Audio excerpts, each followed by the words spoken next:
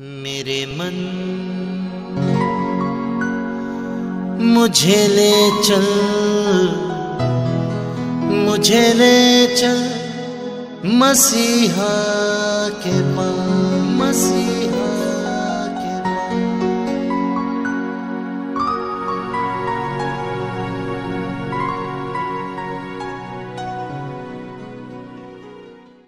जिस दिन हम प्रभु यीशु को अपना मुक्तिदाता ग्रहण करते हैं, हम एक आत्मिक युद्ध में प्रवेश कर लेते हैं।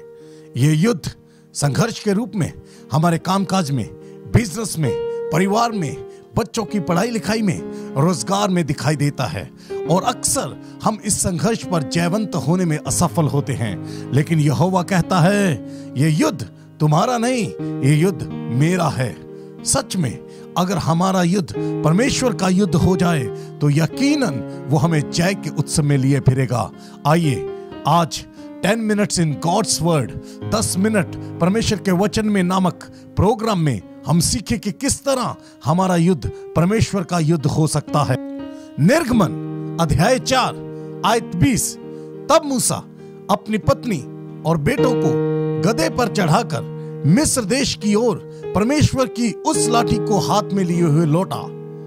यह लाठी मूसा की लाठी थी, लेकिन अब यह लाठी परमेश्वर की लाठी हो गई। यह युद्ध मूसा का था, अब यह युद्ध परमेश्वर का युद्ध हो गया। हम 5 बातों पर गौर करेंगे कि कैसे हमारा युद्ध परमेश्वर का युद्ध हो सकता है। पॉइंट नंबर 1, मूसा 40 साल तक फिरौन के घर मिस्र में रहा। शायद फिरौन के मरने के बाद अगला राजा मूसा ही होता। इन 40 सालों में मूसा को लगने लगा कि मैं कुछ हूं, इसलिए उसने अपने तरीके से इस्राएलियों को छुड़ाने की कोशिश की। उसे मिस्र को छोड़ना पड़ा और अगले 40 साल तक भेड़ों की चरवाही करनी पड़ी। 80 साल की उम्र का होने पर उसे लगा अब तो जिंदगी इन्हीं भेड़ बकरियों को चराने में खत्म हो जाएगी। 40 साल पहले वो समझता था मैं कुछ हूं, लेकिन अब 80 साल का होने के बाद वो समझ गया मैं कुछ भी नहीं हूं। जब उसने ये मान लिया कि वो कुछ भी नहीं है, तब परमेश्वर ने उससे कहा, उठ और मैं तुझसे एक ऐतिहासिक काम लूंगा। तू जा और 400 साल से इस्राएली मिस्रियों के गुलाम हैं, तो उन्हें छुड़ा कर ला। जब मूसा दीन हुआ, प्रभु के सम्मुख झुक गया, तब परमेश्वर उसके लिए खड़ा हो गया कि वो उसके युद्ध को लड़े। ओ प्रभु के लोगों, जब हम प्रभु के सामने दीन होते हैं, हम ये मान लेते हैं कि ये काम मेरी योग्यता से बाहर है, तब ये युद्ध हमारा नहीं रहता, तब ये युद्ध परमेश्वर का हो जाता है। पॉइंट नंबर 2, निर्गमन अध्याय 4 उसकी 2 और 3 आयत। यहोवा ने मूसा से कहा, तेरे हाथ में वह क्या है? वह बोला, लाठी। प्रभु ने कहा, उसे भूमि पर डाल दे। जब उसने उसे भूमि पर डाला, तब वो सांप बन गई। यह लाठी पिछले 40 वर्ष से मूसा के हाथ में थी। मूसा इस लाठी की योग्यता को जानता था। वो जानता था इस लाठी के जरिए भेड़ बकरियों को चराया जा सकता है, भेड़ बकरियों को दिशा निर्देश दिया जा सकता है, भेड़िए को भगाया जा सकता है। जब उसने इस लाठी को यहोवा को समर्पित कर दिया, तब उसने इसी लाठी से नील नदी के पानी को लाल होते हुए देखा, लाल समुद्र को 2 भाग होते हुए देखा, चकमक की चट्टान से पानी निकलते हुए देखा, क्योंकि ये लाठी परमेश्वर की लाठी हो गई थी, क्योंकि ये युद्ध अब परमेश्वर का युद्ध हो गया था।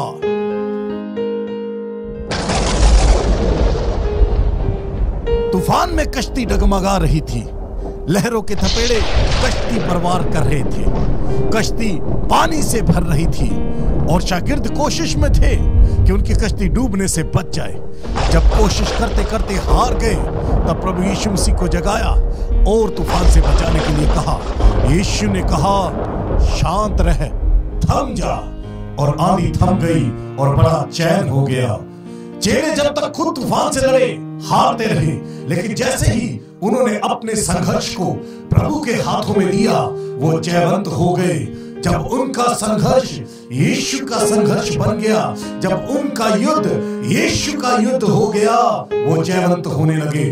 ओ प्रभु के लोगों, जब हम अपने काम को, संघर्ष को, हुनर को, टैलेंट को, परिवार को, जो कुछ भी हमारे पास है, प्रभु यीशु को समर्पित कर देते हैं, तब ये युद्ध हमारा नहीं बल्कि ये युद्ध यहोवा का हो जाता है। पॉइंट नंबर 3, जब परमेश्वर ने मूसा को मिस्र जाने के लिए कहा तो मूसा ने 3 बहाने प्रभु के सम्मुख रखे। पहला, मूसा ने कहा मैं अपने भेजने वाले के नाम को नहीं जानता।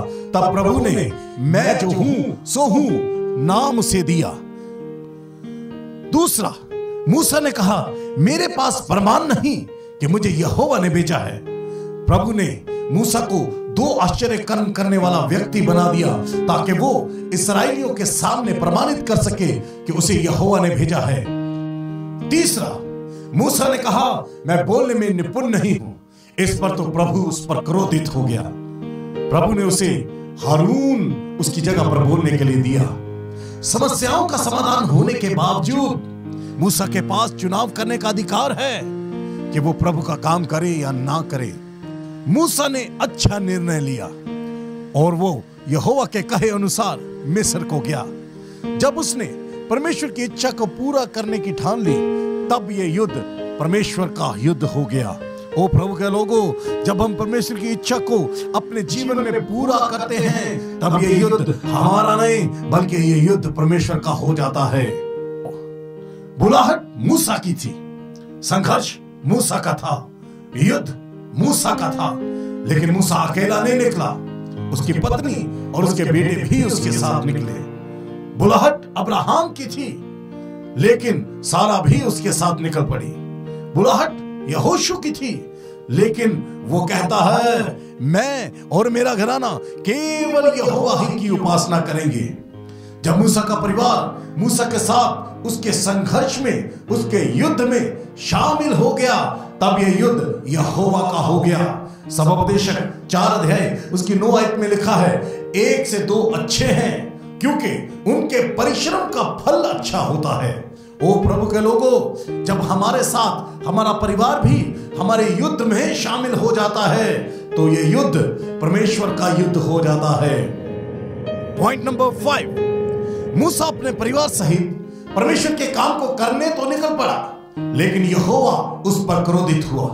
यहां तक क्रोधित हुआ कि उसे मार डालना चाहा, क्योंकि मूसा के एक बेटे का खतना नहीं हुआ था। वो एक ऐतिहासिक काम को करने के लिए खतना रहित बेटे को साथ ले जा रहा था। इसलिए सिपोरा ने चकमक पत्थर लेकर अपने बेटे का खतना किया। मूसा परमेश्वर के दिए हुए युद्ध को परमेश्वर के नियमों के अनुसार नहीं लड़ रहा था। दाऊद राजा ने जब परमेश्वर यहोवा के नियम के अनुसार लेवियों से वाचा का संदूक उठवाया, बलिदान करवाया, राज के वस्त्र उतार तन मन से यहोवा के सम्मुख नाचा और गाया, तो वो यहोवा के संदूक को यरूशलेम में सफलतापूर्वक लाने पाया। मूसा ने जब परमेश्वर के दिए हुए काम को परमेश्वर के नियम के अनुसार किया तब वो सफल होने पाया। और परमेश्वर के लोगों, जब हम अपने युद्ध को परमेश्वर के नियम के अनुसार लड़ते हैं तो ये युद्ध हमारा नहीं बल्कि परमेश्वर का हो जाता है। Let's recapitulate. पॉइंट नंबर 1, हमारा युद्ध परमेश्वर का युद्ध तब हो जाएगा जब हम प्रभु के सामने दीन होंगे और प्रभु के सम्मुख मान लेंगे कि इस युद्ध को लड़ने में हम असमर्थ हैं।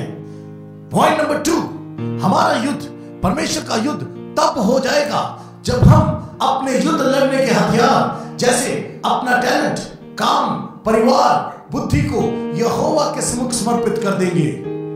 पॉइंट नंबर 3, हमारा युद्ध परमेश्वर का युद्ध तब हो जाएगा जब हम परमेश्वर की इच्छा को अपने जीवन में पूरा होने देंगे।